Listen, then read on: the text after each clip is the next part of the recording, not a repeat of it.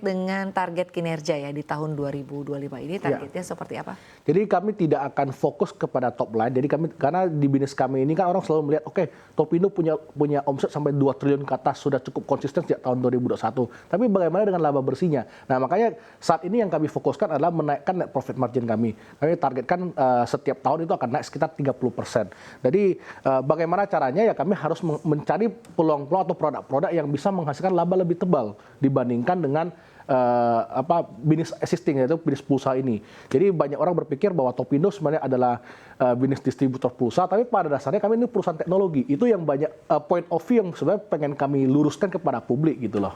Baik, tapi terkait dengan tantangan yang tadi Anda sampaikan ya, peluang-peluang apa lagi yang artinya Anda lihat begitu ya, ini cukup potensial di tahun ini. Tadi Anda menyampaikan bahwa sebetulnya kalau berbicara mengenai bisnis, begitu banyak begitu ya bisnis-bisnis yang sebetulnya dilakukan oleh Topindo sendiri. Ya, jadi menurut saya terutama untuk sektor teknologi yang paling harus dilihat tantangan paling besar saat ini adalah penggunaan artificial intelligence. Jadi kalau kita lihat sekarang bahkan orang-orang yang tidak mengerti coding sekalipun sekarang sudah bisa membuat aplikasi, sudah bisa membuat website dan semacamnya. Jadi sebagai perusahaan teknologi kita harus relevan dengan kondisi saat ini. Kalau memang kita tidak bisa mengadopsi AI dengan baik, maka kita akan sangat tertinggal. Maka dari itu kami melihat bahwa ini walaupun itu menjadi tantangannya begitu luar biasa bagi perusahaan-perusahaan teknologi, tapi itu menjadi sebuah berkah, menjadi sebuah peluang yang sangat besar ketika kita bisa manfaatkan itu. Karena dengan AI, dengan teknologi AI sekarang, kita bukan hanya ngomong secara efisiensi, tapi kita ngomong bahkan produktivitas bisa meningkat hampir 10 kali lipat. Ambil contoh di kasus Topindo. Kami mengembangkan AI untuk melakukan respon terhadap customer, di mana satu hari itu kami melayani lebih dari 1000 chat yang masuk. Jadi untuk cost operasional khususnya customer service kami harus menghabiskan 100 sampai 150 juta sebulan. Nah, dengan penggunaan teknologi AI kami bisa menghemat cost sampai 70%. Tapi yang menjadi soal adalah ketika kami fokus menggunakan AI, maka manusia akan tergantikan. Itu yang tidak ingin kamu lakukan. Maka pada akhirnya kami pikir teknologi AI ini daripada kami manfaatkan cuma sekedar untuk efisiensi, bagaimana kami gunakan juga untuk meningkatkan produktivitas kami. Makalah per kemarin kami sudah mengenalkan produk AI kami, Arunika.ai, itu untuk membantu UMKM. Namun karena memang sebagai perusahaan TBK kita tidak bisa launching produk seenak yang kita inginkan gitu. Tapi responnya sejauh ini seperti apa? Responnya cukup baik karena gini, saya ambil contoh untuk pengguna-pengguna misalnya seperti toko online gitu ya, dia harus untuk memilih pelayanan 24 jam dia harus memilihkan 3 shift.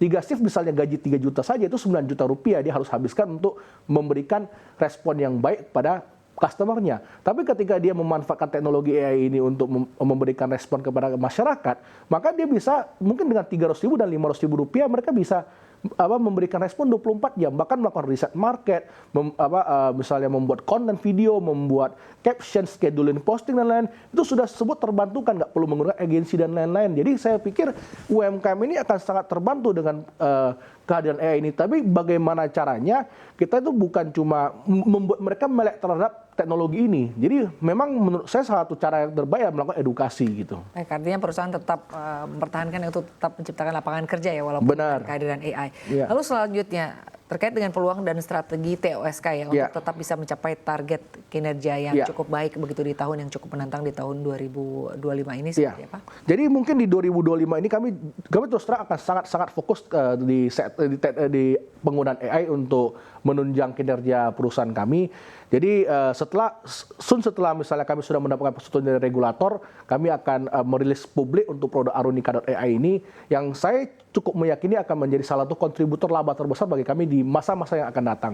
Dan itu juga salah satu pembuktian kepada publik bahwa Topindo ini sebenarnya bukan cuma tukang pulsa, tapi kami ini sebenarnya perusahaan teknologi. Cuma memang hal seperti inilah yang harus kami tampilkan. Makanya saya senang diberikan kesempatan datang ke CNBC ini supaya saya bisa menunjukkan kepada publik. Apalagi orang berpikir kan, Tosca ini dasarnya dari Kalimantan. Udah gitu mungkin putra daerah, apalagi yang mengenal saya, dia tahu profil saya, misalnya saya itu bukan anak orang kaya, bukan orang yang mungkin mengenyam pendidikan sangat tinggi dan semacamnya. Jadi ini merupakan pembuktian bahwa kita dari daerah pun kita bisa menghadirkan teknologi terbaik untuk masyarakat kita gitu. Baik, terima kasih Pak Seko untuk diskusinya ya. Semoga kedepannya lebih baik lagi. Tapi juga harapannya mungkin kepada pemerintah sejauh ini mungkin dukungannya seperti apa sih? Artinya regulator ya terhadap mungkin jenis usaha-usaha seperti misalnya teknologi seperti yang Anda miliki saat ini. Sebenarnya kadang-kadang memang di Indonesia regulasi itu agak terlambat dibandingkan dengan perkembangan teknologi. Tapi saya pikir itu hal yang baik. Kenapa? Karena sebenarnya pemerintah ini pengen melindungi masyarakat. Jangan sampai teknologi ini malah merusak atau memberikan dampak buruk kepada masyarakat. Jadi itu hal yang cukup baik. Tapi harapan saya mungkin bisa lebih cepat mengadopsi teknologi-teknologi terbaru supaya regulasinya juga ngikut gitu. Tapi artinya pemerintah selama ini memberikan dukungan kan kepada perusahaan-perusahaan teknologi seperti Anda misalnya? Kalau saya ngomong dari sudut pandang pemerintah daerah lah ya, karena kita dari daerah kan kita lebih banyak berinteraksi dengan pemerintah daerah, terus Pemprov Kalbar sangat mendukung kami. Jadi ketika kami memberikan launching produk dan semacamnya, bahkan kadang-kadang seperti kemarin kami menghadirkan cash flow POS gratis untuk UMKM, bahkan yang datang sampai Pak Gubernur sekalipun.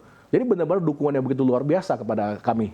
Baik, sukses selalu untuk Direktur Utama Topindo Solusi Komunika Bapak Seko Manito. Semoga saja ke depannya semakin bisa menciptakan lapangan kerja lagi ya. Walaupun kalau kita lihat mungkin AI ini sebetulnya bukan ancaman. Kita harus mau tidak mau ya bisa hidup berdampingan ya bersama dengan AI.